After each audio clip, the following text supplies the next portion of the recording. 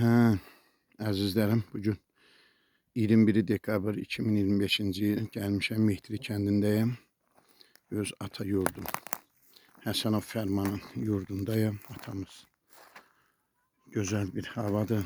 Dekabrın 21-i qış ayı olsa da havada sanki bir mülayim istilik var.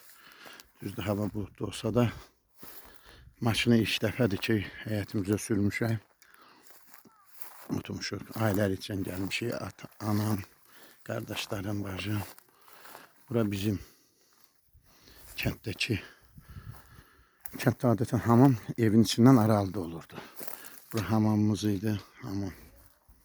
Kənd hamamı deyək. Bura razdivalkası idi. Bura isə duşavoyu. Bura bizim tövləmiz idi. Çox böyük bir tövləmiz var idi. Bura üstü çardaq idi, ot saxlanırdı burada. Tövlənin qarşı tərəfi idi bura. Burada yay vaxtı heyvanlar bağlanırdı. Burada qoyunlarımızı bura salırdıq. Və qoyunlar üçün nəzərdə tutulmuşdu. Tövlənin sonra bura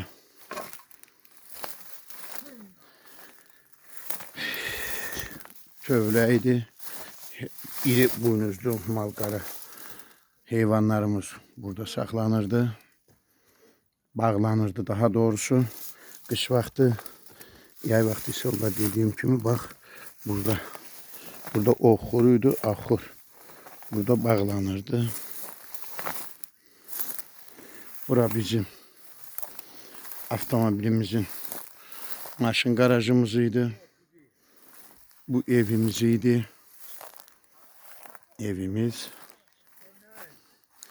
Buradan arka küçəyə çıxmaq üçün kiçik qapı var idi. Kiçik qapı. Bura evimizin arxasıydı. Yəni üstü də bağlıydı. Xeyir şər üçün, sonra taxılca saxlamaq üçün adətən xeyir şər üçün istifadə olunurdu. Burada 2 sıra stol qurulurdu. Xeyir şər üçün çörək zad yeyirdilər. Belə. Sonra da taxılca saxlanılırdı. Bura evimizin arxa hissəsi idi. Burada ağaçlar bitib. Əvvəl burada ağac yox idi. Bax, burayla qabaqda krant var idi. İndi ağaçlıq alıb buranı. Burada isə kiçik arx su kanalı idi. Rəhmətli Behbudov Ərzullahın evidir.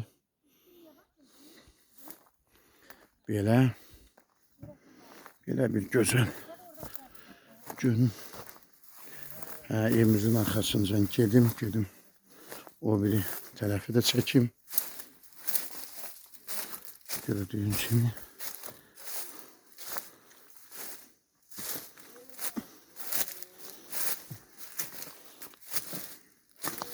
Burada da bir otağımız var idi. Bunu artık kalmıştı diye.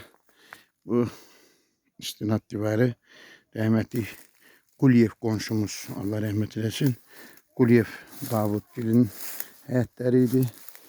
Bura dediyim kimi bizim Davud Çigil'lə bizim evimin arasında olan boşluq sahə idi.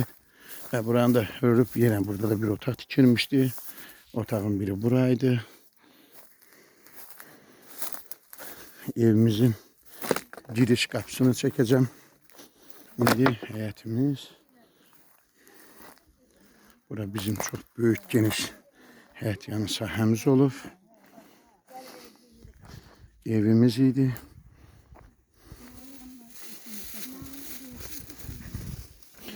Evin artırmasıydı bura. Sonra buradan eve daxil olurdun. 4 otaqdan ibarət idi. Bura bizim zal otağıydı. Ora bir otağıydı. Ora bir otaq. Bura isə bir otaq. 4 otaqdan ibarət idi. 4 otaqdan. Otağın biri buraydı. Biri buraydı.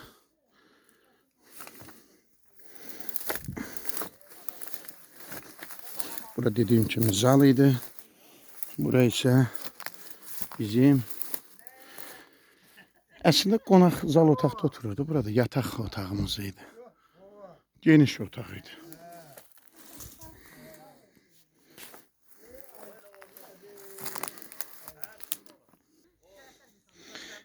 Mamamdır. Arvad kök sötürür. Mamam.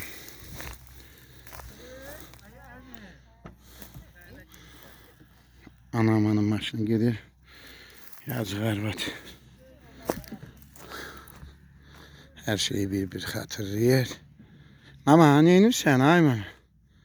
Nə fikirə getmirsən ay mama?